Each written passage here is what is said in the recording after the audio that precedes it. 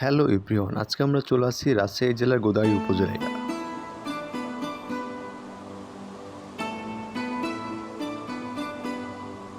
আজকে আপনাদের দেখাবো গোদাগাড়ী উপজেলার সমস্ত তথ্য।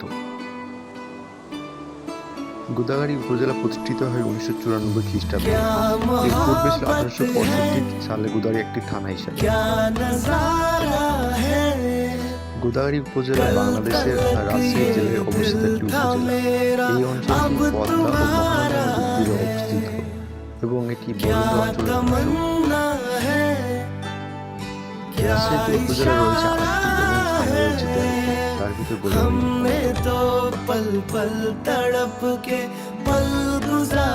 গোদাগাড়ী উপজেলা বাংলাদেশের রাজশাহী জেলায় অবস্থিত একটি উপজেলা। এই অঞ্চলটি পদ্মা ও মোহনা নদীর তীরে অবস্থিত এবং এটি বরেন্দ্র অঞ্চলের অংশ, যেখানে রয়েছে ঐতিহ্যবাহী কলিঙ্গ বাহিনী মন্দির এবং সর্বমঙ্গলা ইকো পার্কের মতো দর্শনীয় স্থান। এর আয়তন 475 বর্গ কিলোমিটার।